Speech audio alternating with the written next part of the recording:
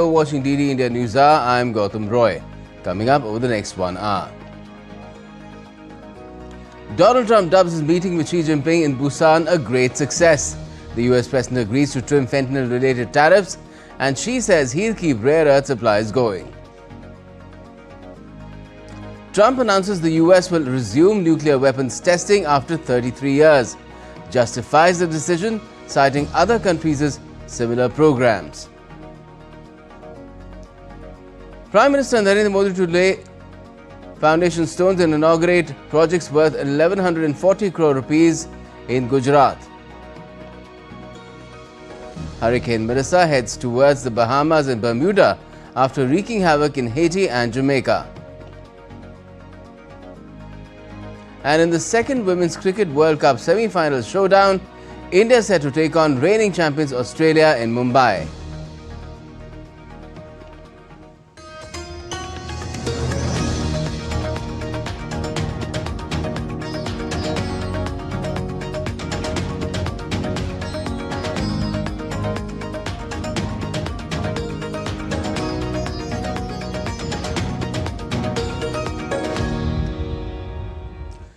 A high-stakes meeting between US President Donald Trump and Chinese leader Xi Jinping concluded in Busan in South Korea with a decision on tariffs, rare earth exports as well.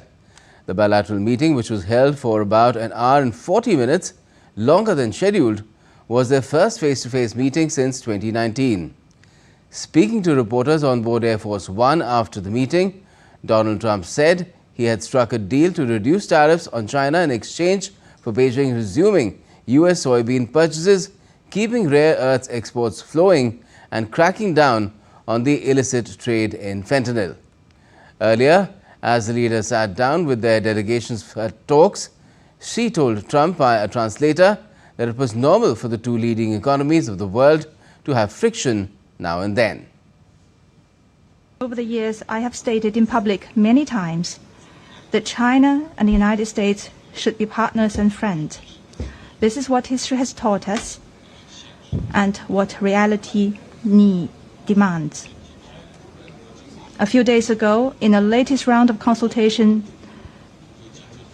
our two economic and trade teams reached basic consensus on addressing our respective major concerns and made encouraging progress. This provided the necessary conditions for our meeting today.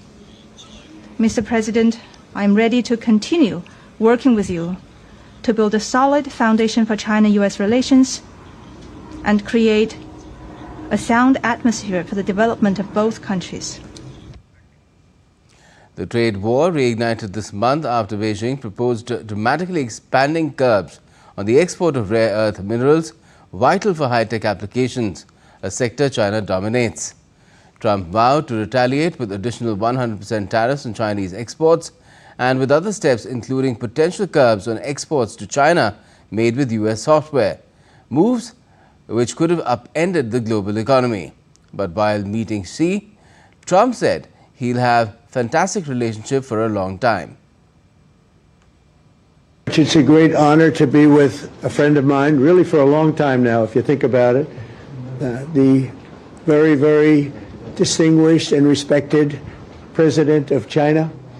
And we will be having some discussions. I think we've already agreed to a lot of things, and we'll agree to some more right now. But President Xi is a great leader of a great country, and I think we're going to have a fantastic relationship for a long period of time. And it's an honor to have you with us. Thank you very much. Xi also said US and China should be partners and friends. President Trump, it is a great pleasure for me as well to meet you. And it feels very warm seeing you again because it's been many years.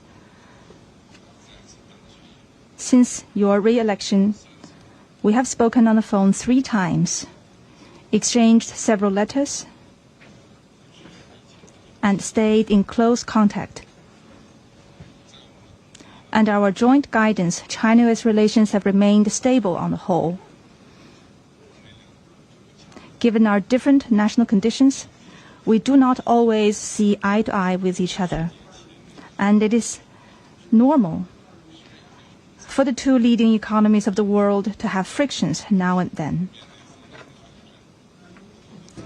And in the face of winds, waves, and challenges, you and I, at the helm of China-US relations, should stay the right course and ensure the steady sailing forward of the giant ship of China-US relations.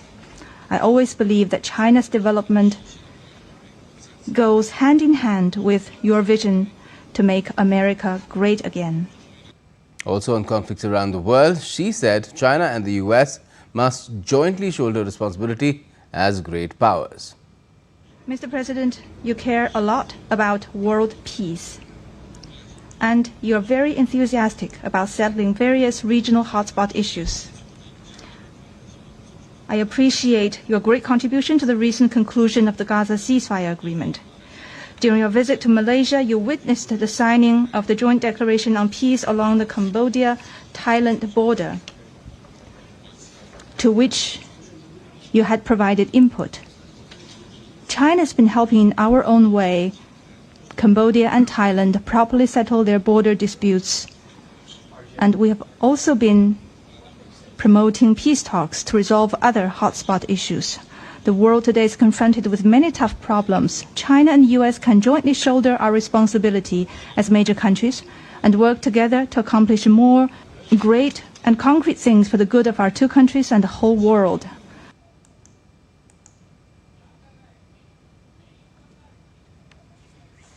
Let's quickly get you the key highlights of Donald Trump's reactions after this key meeting. Well, Trump termed his meeting with Xi as amazing, in which he said a lot of decisions were made. One of the most contentious issues between the two sides was of the rare earths, on which Trump stressed that all the related issues have been settled and there are no more roadblocks. Trump also told reporters that effective immediately, the US will reduce tariffs by 10% on all Chinese goods enacted earlier in response to the flow of chemical ingredients for fentanyl into the US. He stressed that Xi has agreed to work very hard to stop fentanyl.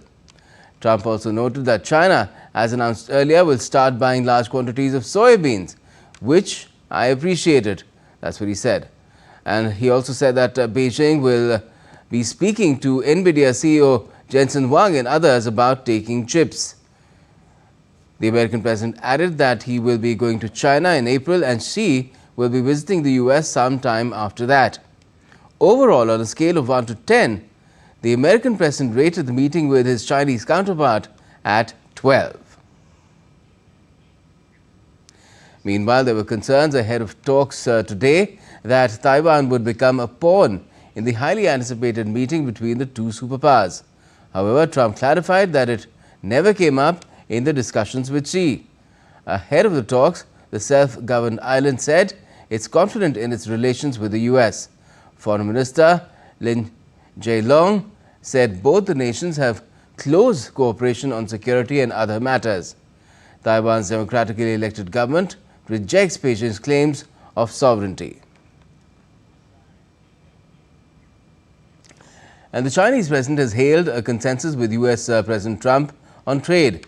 Xi has urged a swift follow-up to ease global economic fears. After his meeting with US President Trump in a Thursday summit, Xi also told state media that China seeks no rivalry, likening its economy to an ocean resilient to risks. He has also stressed on stable US-China ties and dialogue over confrontation. The Chinese president also advocated trade as a propeller for long-term cooperation, while warning against a vicious cycle of revenge, calling for positive interactions on the world stage.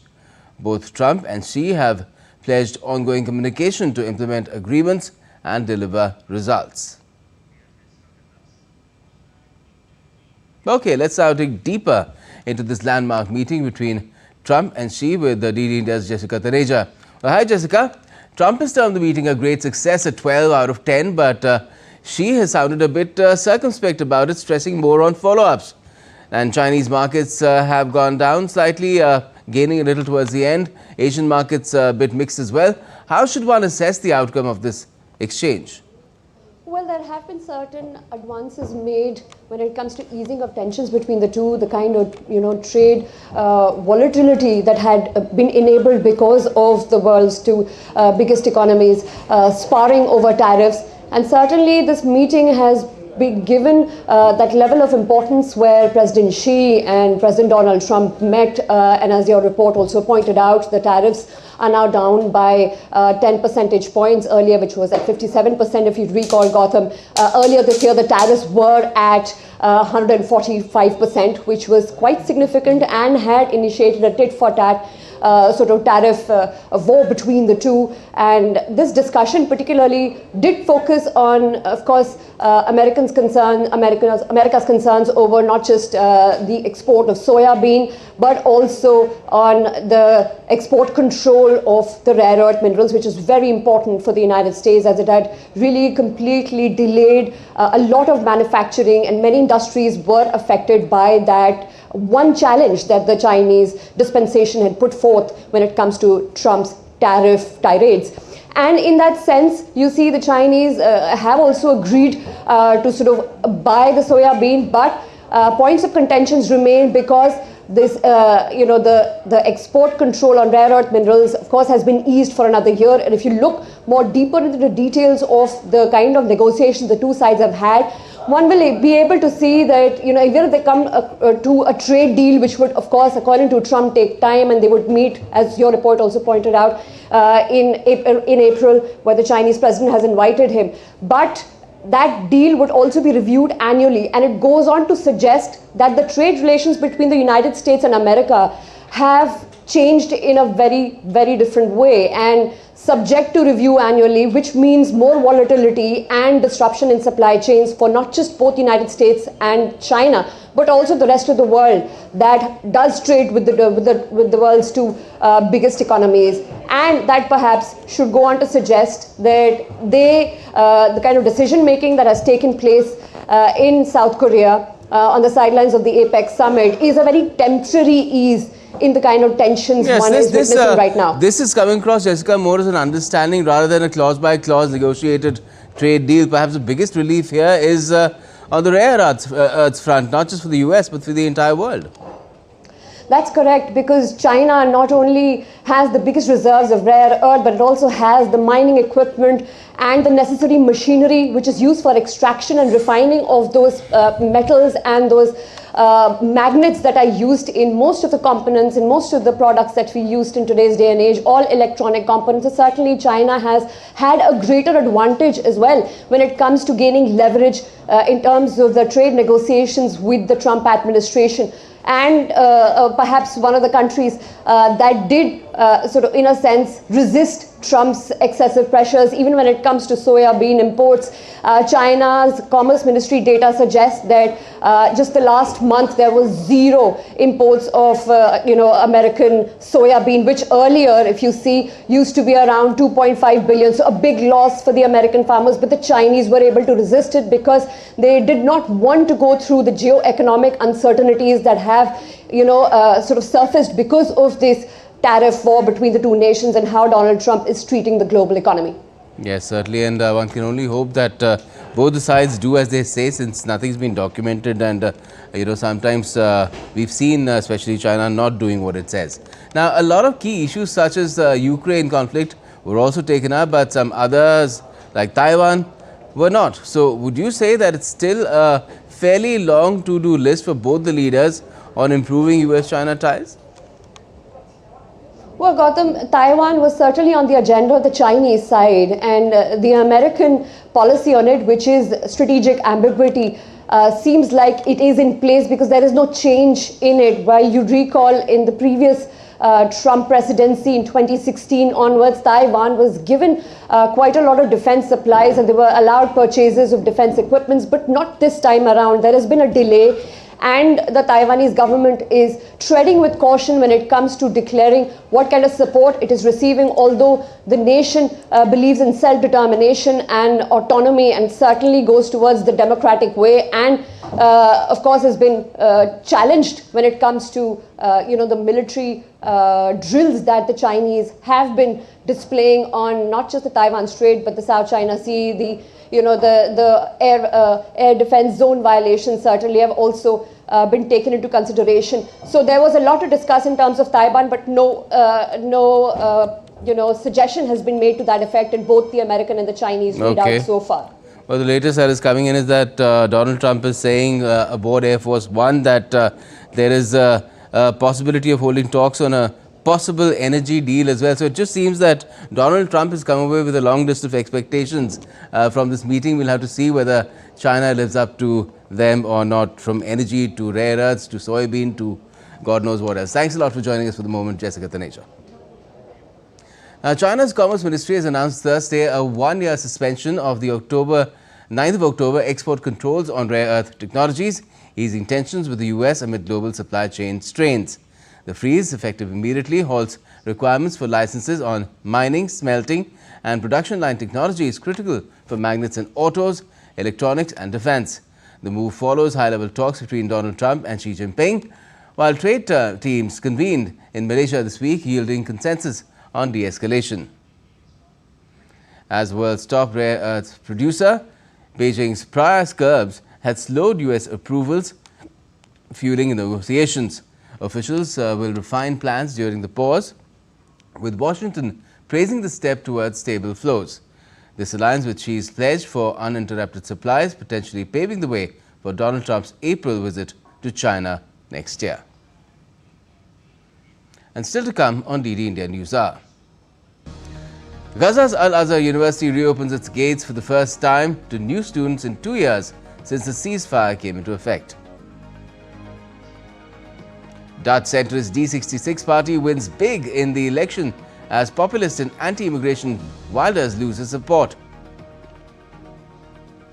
And the French police round up at least 5 more suspects in the Louvre jewellery heist case.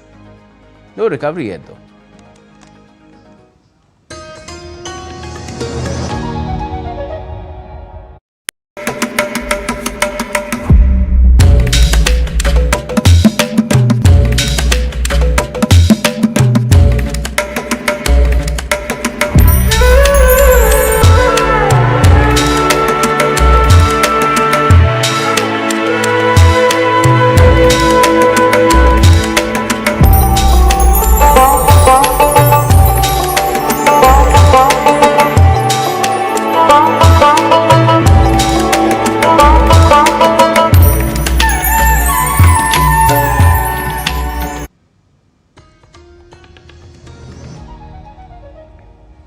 Welcome back. You're watching DD India Newshour. I'm Gautam Roy.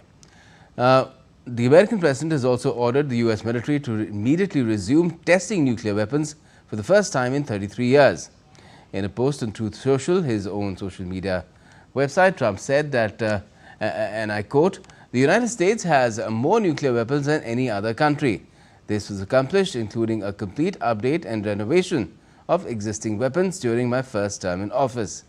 Because of the tremendous destructive power, I hated to do it, but I had no choice. Russia is second and China is a distant third, but will be even within 5 years. Because of other countries' testing programs, I have instructed the Department of War to start testing our nuclear weapons on an equal basis. That process will begin immediately." End quote. Well, later Trump said that nuclear test sites would be determined later. The United States last tested a nuclear weapon in 1992. Although the statement doesn't really make it clear whether it will be a test of nuclear weapons, as in bombs themselves, or their launch vehicles or their carriers.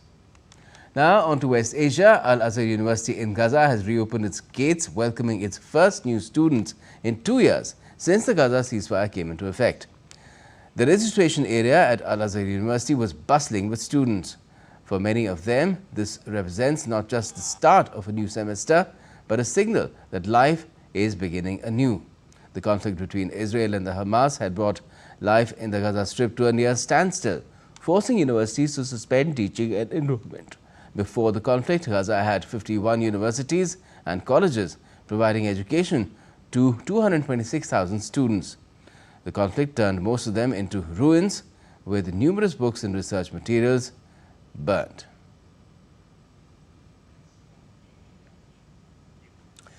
Meanwhile, Israel said on Wednesday it remains committed to the US-backed ceasefire in Gaza despite carrying out another airstrike in the north of Gaza where it said weapons had been stored. The killing of an Israeli soldier in Gaza on Tuesday has triggered the worst escalation there since the ceasefire brokered by US President Trump came into effect on the 10th of October after 2 years of conflict triggered by deadly Hamas-led attacks on Israel. Israel says the soldier was killed in an attack by gunmen on territory within the Yellow Line, where its troops withdrew under the truce. The Hamas has rejected the accusation. Israel described Wednesday's attack as a targeted strike near Beit Lahia in the north of the Strip. It named 24 targets, including one it described as a Hamas commander who took part in an attack on a kibbutz during the 7th of October 2023 attack. The latest flare-up has underscored the stumbling blocks to a lasting peace. Key questions of Hamas disarming, further Israeli troop pullbacks and future governance of Gaza remain unresolved. Let's get you an update from Tanzania now. Authorities have instructed civil servants and students to stay home on Thursday, a day after a general election marred by violent protests, which led to police imposing a curfew in Dar es Salaam. Protesters took to the streets in commercial capital Dar es Salaam and several other cities during the vote on Wednesday, infuriated by the exclusion of President Samia Suluhu Hassan's two biggest challengers from the presidential race, as well as what they say is deepening repression of government critics. Protesters clashed with the police and a local government office was set on fire in Dar es Salaam. Internet services were also disrupted across the country.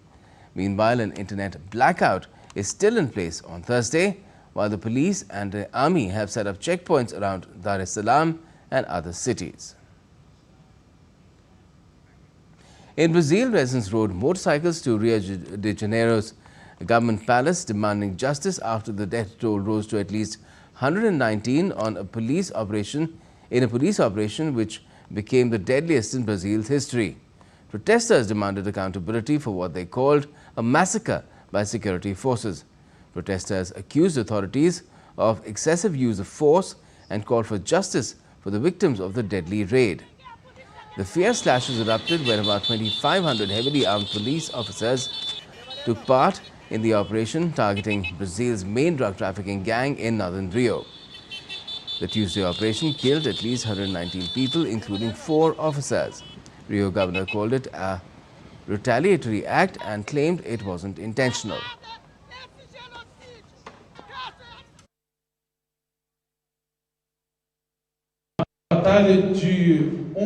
In yesterday's battle, the police emerged victorious. I repeat, our 4 victims were the 4 police officers killed. The rest were criminals. It wasn't our intention to kill anyone.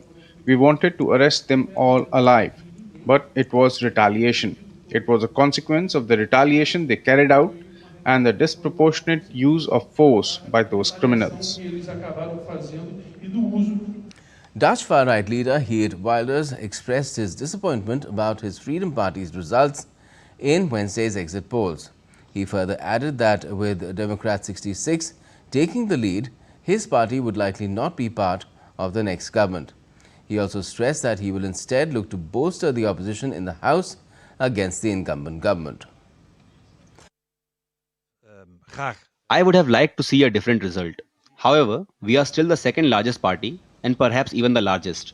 We will have to wait and see. It is now neck and neck between us and D66 as to who will be the largest party. We have not seen the final results yet, but of course, I would have preferred 30 or more seats.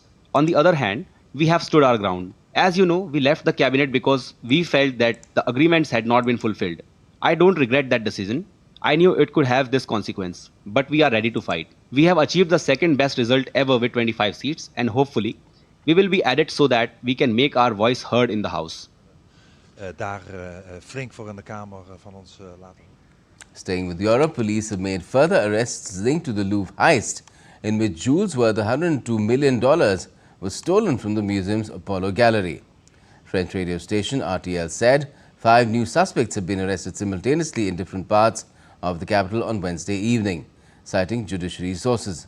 French TV station BFM had said earlier on Thursday that A man suspected of being present at the crime scene when the brazen daylight robbery took place had been detained.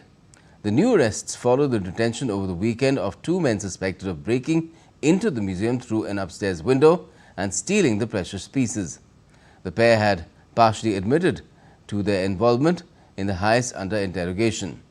The prosecutors did not rule out the possibility of a larger group, including a person who could have ordered the theft and been the mastermind behind it.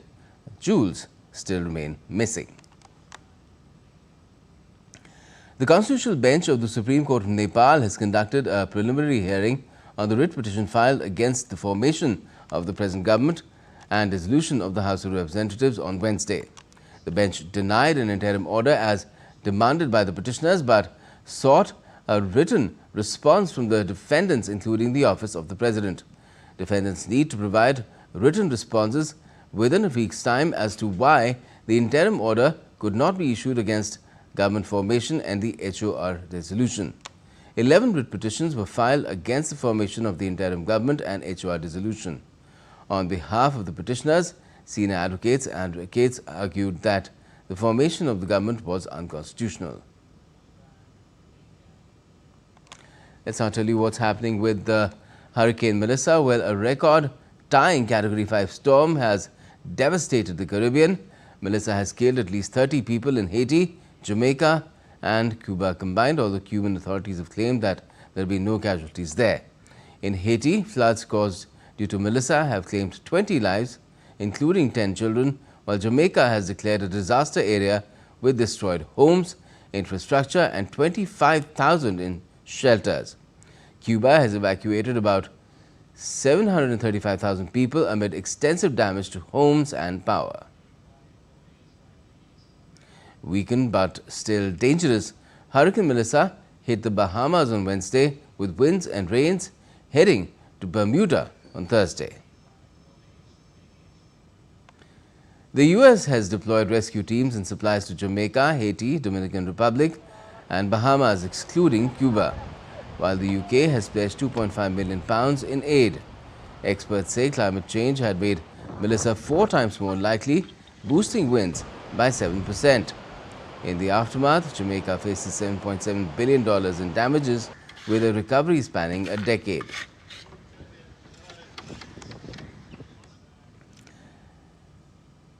Let's now take a look at some other stories making news around the world as well. The capital of South Sudan's Yambio's Western Equatoria state, young artists showcased their creativity to inspire unity and peace. Marking a heartfelt contribution to the UN's 80th anniversary celebration under the theme Building Our Future Together, secondary school students took part in an inter-school arts competition organized by the United Nations Family in South Sudan. New York City is adding color to its streets ahead of the 2025 TCS New York City Marathon as city leaders and race officials gathered to paint the ceremonial line. The city's Department of Transportation will use 50 gallons of paint to mark the marathon route, guiding 55,000 runners and more than 2 million spectators who are expected to gather there on the 2nd of November. Organizers of the Milano Cortina 2026 Winter Olympics marked 100 days to go, highlighting the game's strong ties to Italy's alpine heritage and focus on long-term sustainability. Chief Executive Andrea Barnier called the Alps the natural home of winter sports, while officials emphasized that the event's social and environmental legacy will extend well beyond the Games through close collaboration with regional partners. In Los Angeles, Halloween isn't just a night, it's a full celebration. After moving from Seattle, Jasmine and Chris Bryant discovered how seriously their new neighbors take the spooky season. With little experience and space for decorations, they turned to Dr. Halloween, a company which transforms ordinary homes into haunting showpieces, capturing the city's festive spirit. And still to come on DD India Newshour. Prime Minister Modi addresses election rallies in Muzaffarpur and Chhapra ahead of the first phase of polls in Bihar State Assembly. India's External Affairs Minister Dr. S. Jaishankar meets his Cypriot counterpart in New Delhi to strengthen bilateral relations. And thousands of greater flamingos and painted storks descend upon Tamil Nadu's Tuticorin to its brackish waters, migrating from Africa, Asia and Europe.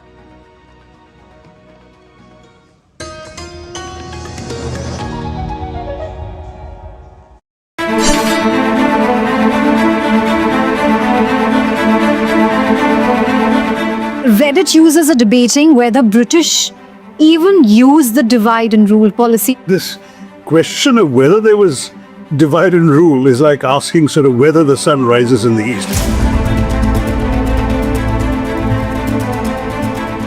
It was to accentuate the sense of separation and difference, which ultimately culminated in the tragic horrors of partition. Freedom struggle was a struggle for everybody. How can we accept the logic that had divided the nation? The original sin is right at the feet of the British.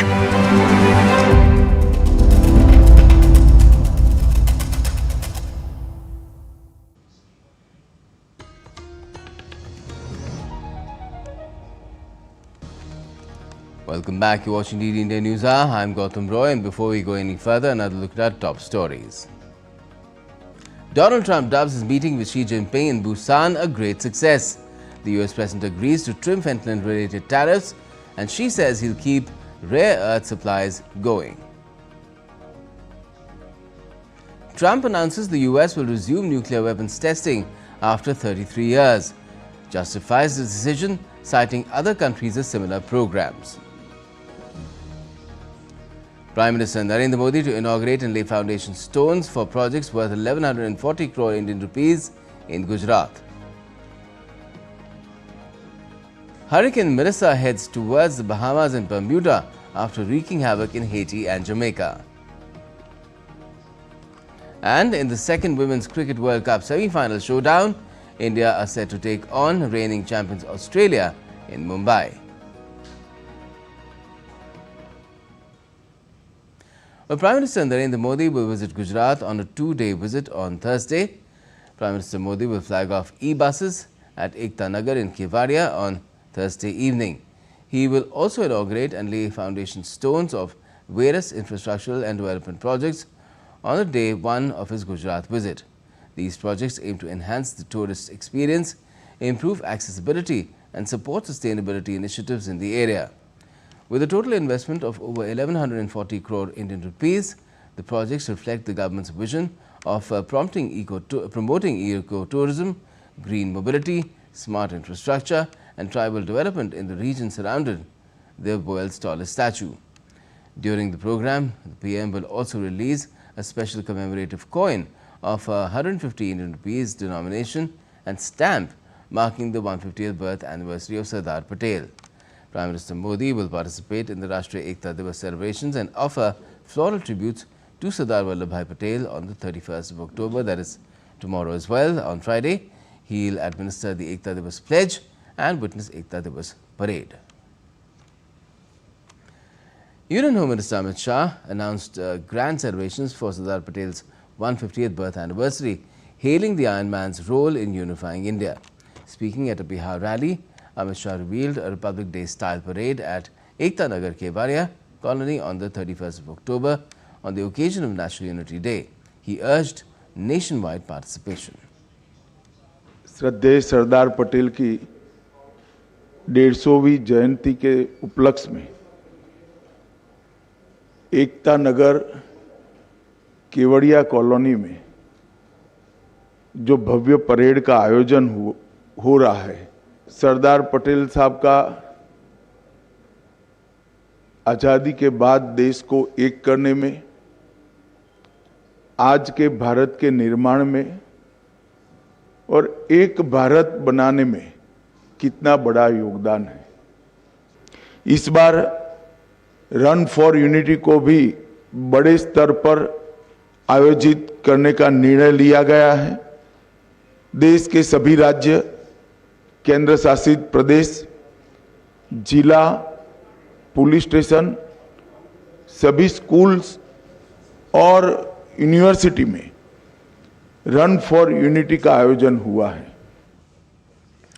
And the Prime Minister will be addressing an election rallies in Bihar's Muzaffarpur and Chhapra, campaigning for NDA's candidates.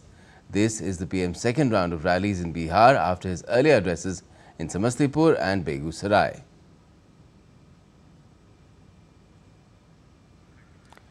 With his rally in Muzaffarpur's Motipur, the PM aimed to connect with voters across assembly constituencies in the region.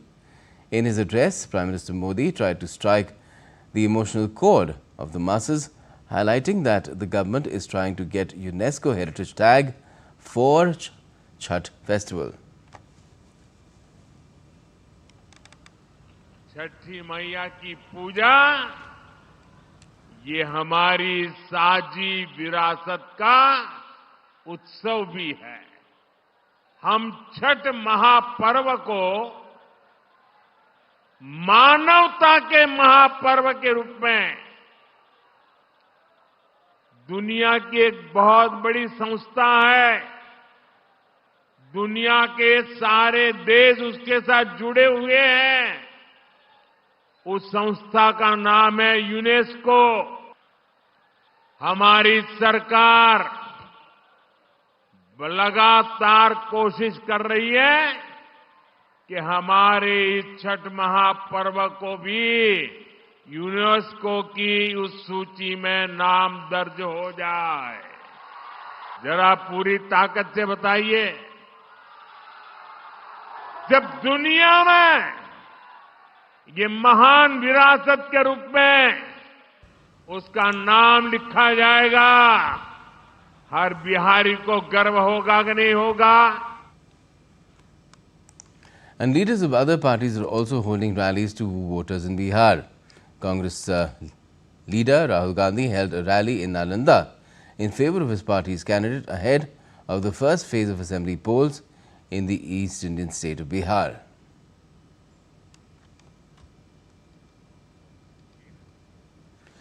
India's External Affairs Minister Dr. S. Jaishankar held talks with Cyprus counterpart Dr. Konstantinos Kombos, strengthening bilateral relations between India and Cyprus. In his opening remarks, Dr. Jaishankar said that India and Cyprus are trusted friends and reliable partners. He appreciated Cyprus's consistent support on issues of core interest to India, especially in the battle against cross-border terrorism. India and Cyprus are trusted friends and reliable partners. Trust and time-tested are not easy adjectives to use nowadays, but certainly I think, do that with a great deal of confidence and assurance for this relationship. Our ties have developed into a comprehensive partnership anchored in mutual respect, shared democratic values, and a joint strategic vision. It is forward-looking and it is aligned with the interests and aspirations of both our countries. We also cooperate closely in regional and multilateral fora, including the United Nations, the European Union, and the Commonwealth frameworks. India's Defence Minister Rajnath Singh left for Malaysia on Thursday to attend the ASEAN Defence Ministers meeting, plus that's the ADMM Plus, to be held in Kuala Lumpur. The Indian Defence Minister will be addressing a forum on reflection on 15 years of ADMM Plus and charting the way forward. On the sidelines of ADMM Plus, the second edition of ASEAN-India Defence Ministers informal meeting under the chairmanship of Malaysia will be held on Friday, where defence ministers from all ASEAN member countries will take part. The meeting aims to further strengthen defence and security cooperation among ASEAN member states and India and advance the Act East policy. Rajnath Singh will also hold discussions with the participating ADMM Plus nations on greater cooperation in a wide range of areas, as well as the senior leadership from Malaysia. India's Ministry of Parliamentary Affairs, Minister of Parliamentary Affairs Kiren Rijiju has hosted the third national conference on the National E-Vidhan application, that is NEVA, on Thursday. Advancing the One Nation, One Application vision for digital legislatures through the event, the Union Minister inaugurated the event, emphasizing NEVA's role in transforming 37 states and Union Territory Assemblies into paperless, transparent digital houses under Digital India. Over 100 delegates, including state secretaries, reviewed implementation progress, shared best practices and tackle challenges to onboard remaining houses. Discussions highlighted AI integration for automating tasks, enhancing data access, and boosting governance efficiency. Rijitu hailed the platform for fostering unity and innovation, pledging accelerated adoption. India has launched Operation Trishul on Thursday. It's a 12-day tri-service mega exercise along the Pakistan border in Gujarat and Rajasthan, zeroing in on the flashpoint Sir Creek in the Kutch. The drill extends May's Operation Sindoor, showcasing India's unyielding defence resolve. Thousands of troops deployed, cutting-edge gear, Army's T-90 tanks, BrahMos missiles, Akash defences, Prachand halos, Para-Special Forces, Navy's Kolkata destroyers, Nilgiri frigates, Marcos, Air Force's Rafales, Su-30s, Sea Guardian drones as well as Garu commandos.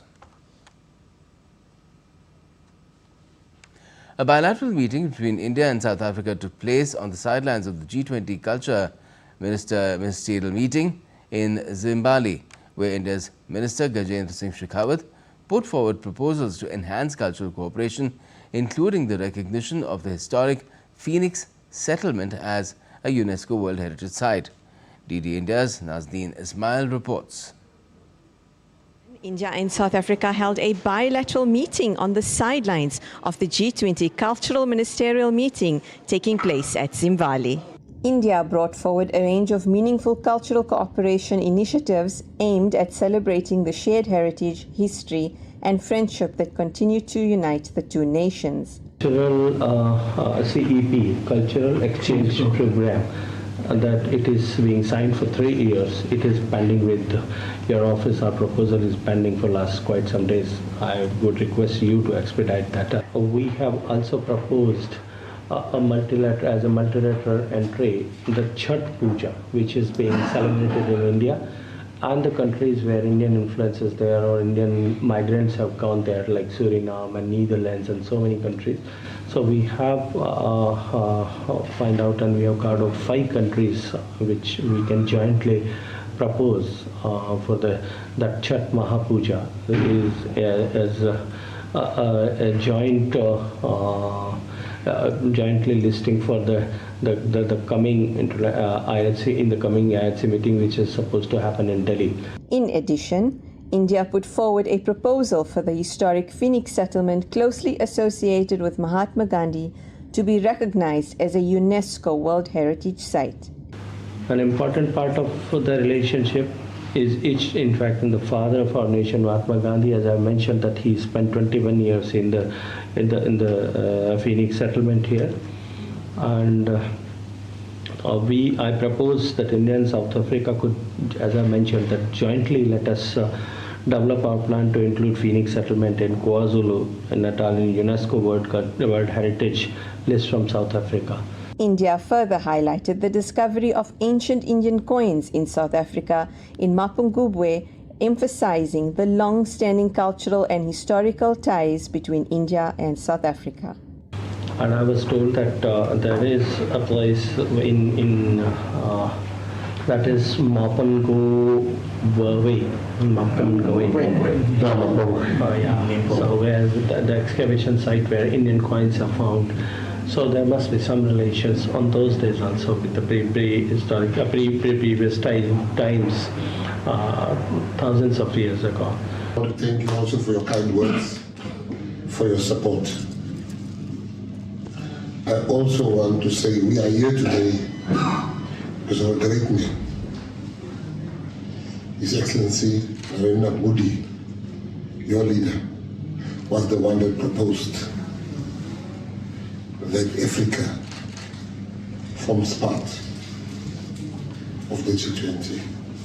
The meeting concluded on a positive note, with South Africa's Minister of Sports, Arts and Culture, Gayton McKenzie, expressing his support for the proposals and reaffirming the two nations' commitment to deepening cultural relations. That is, I've already requested for them to give me all the bilaterals that have been signed and that is pending. But I will take that one out of the pile of India because it's my duty to sign it. For DD India, South Africa, I'm Nazneen coming to you from Durban, and we shall continue to watch India and South Africa's ties grow stronger. Now, thousands of greater flamingos and painted storks have migrated to Thoothukudi in Tamil Nadu from regions across Africa, Asia and Europe. Drawn by the region's brackish waters and the abundant food and birds, the birds are feeding and breeding at the White Lotus Pond in Srivaikuntam. Now, time for some business-related updates as well. The U.S. Federal Reserve on Wednesday announced its second quarter-point rate cut in a row to bolster the flagging labour market, in a move that highlighted the growing division in its ranks. Policymakers voted 10-2 in favour of lowering the bank's key lending rate to between 3.75% to 4%. The decision to cut rates boosts the U.S. economy at a time when businesses are still digesting the effects of President Donald Trump's sweeping tariffs, and it buys policymakers some more time as they wait for the end of the government shutdown to get all the necessary data. Higher tariffs are pushing up prices in some categories of goods, resulting in higher overall inflation. A reasonable base case is that the effects on inflation will be relatively short-lived, a one-time shift in the price level. But it is also possible that the inflationary effects could instead be more persistent, and that is a risk to be assessed and managed. In the committee's discussions at this meeting, there were strongly differing views about how to proceed in December. A further reduction in the policy rate at the December meeting is not a foregone conclusion. Far from it. Policy is not on a preset course. The Bank of Japan has kept interest rates on hold at 0.5%, warning of lingering economic high uncertainties linked to U.S. trade tariffs. The decision came after the first monetary policy meeting held by Japan's new Prime Minister Takaichi Sanae, as the country is seen in the favor of monetary easing and active fiscal spending to boost the economy. The announcement also came after U.S. Treasury Secretary Scott Bessent visit to Tokyo along with U.S. President Trump, who met Takaichi for the first time. Asian markets showed mixed reactions on Thursday after U.S. President Trump and China's Xi met. They struck a trade truce in Busan. Japan's Nikkei ended flat post Bank of Japan rate hold. Shanghai and Hong Kong dipped 0.7%. Seoul rose slightly on Samsung's 32% Q3 profit surge, while Taipei markets are trading flat. This follows Fed's rate cut, but December doubt boosting the US dollar and Nvidia to a $5 trillion valuation. Now, when analyzing the German economy, many point to the country's automakers, some of them being the biggest names in the business. These days, they're opening their books. For a closer look, I am joined by Lars Holter, who is with the Deutsche Welle in Berlin, to talk more about it.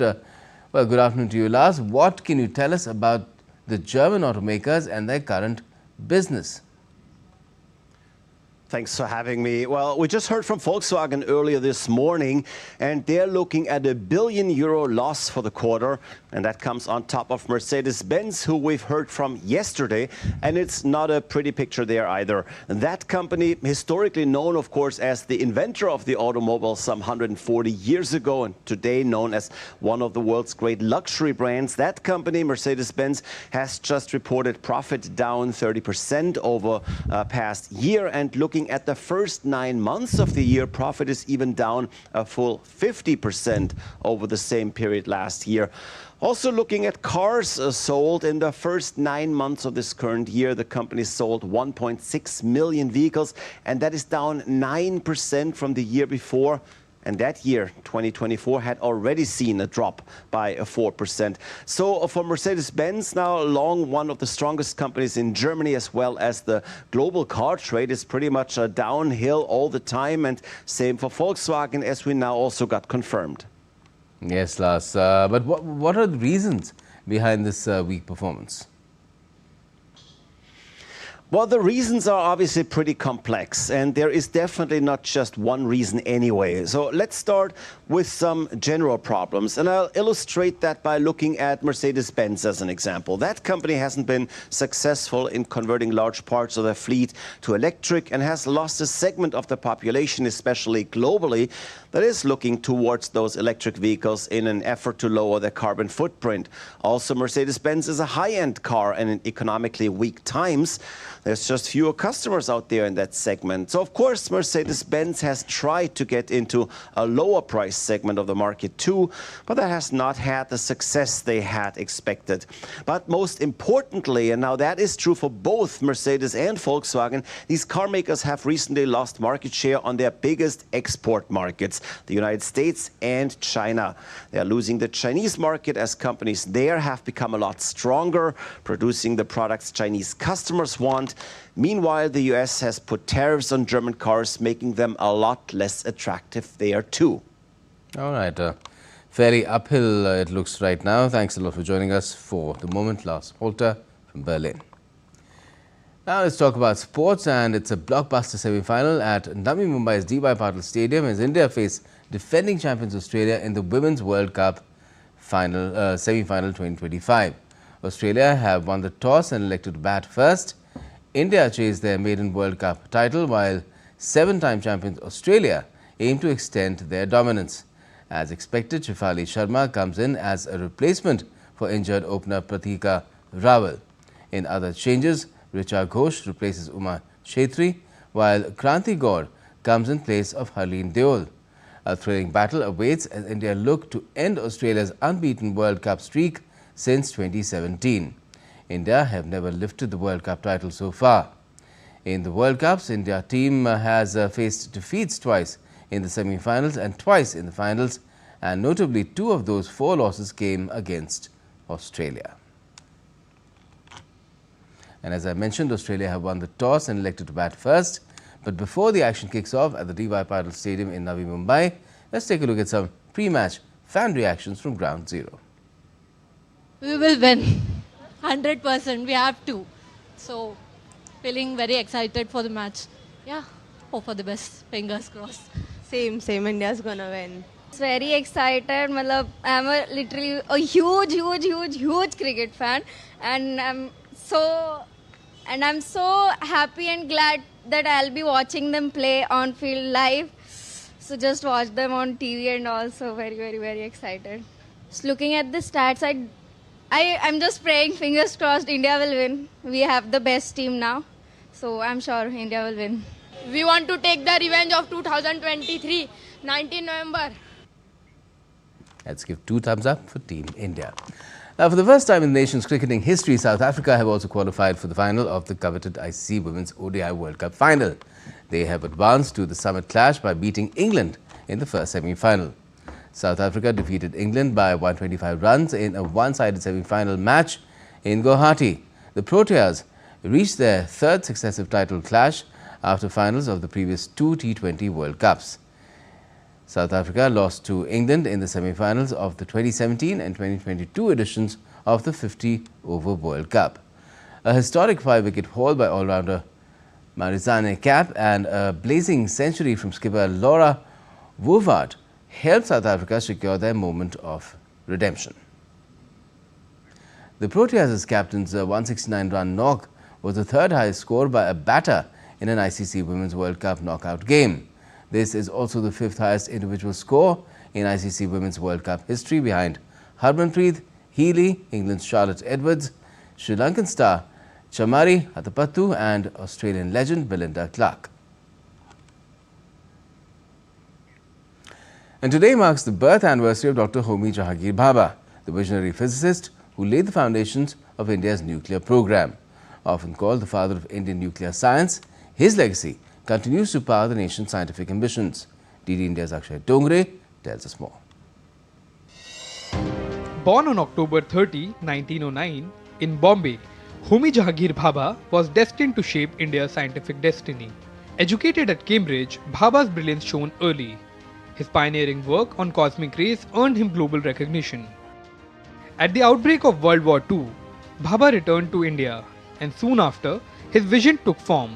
In 1945, he founded the Tata Institute of Fundamental Research, the cradle of India's atomic energy program.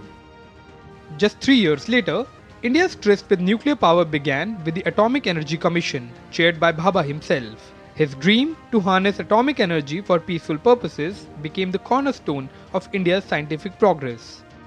Under his leadership, India built its first nuclear reactor, Apsara, in 1956, placing the country among the world's atomic pioneers. But his life was tragically cut short in 1966 in an air crash near Mont Blanc. Yet his legacy lives on in the Bhabha Atomic Research Center, in India's space and nuclear missions, and in every young scientist he continues to inspire. And today, as India strides into an era of advanced technology and clean energy, Dr. Homi Bhabha's vision remains a guiding light, reminding us that science in the service of humanity is the truest form of nation building. New Delhi, Akshay Dongre, DD India. And that's it for now in this edition of DD India Newshour. But let us know your thoughts on the news of the day. And for those on the go, you can get all the latest news and updates from India and across the world on DD India's mobile app. It's available on both Android and iOS. Just scan the QR code, download the app. And we'll be back with more news as it breaks here on DD India. I'm Gautam Roy, and from all of us here in Delhi, thanks for watching DD India Newshour.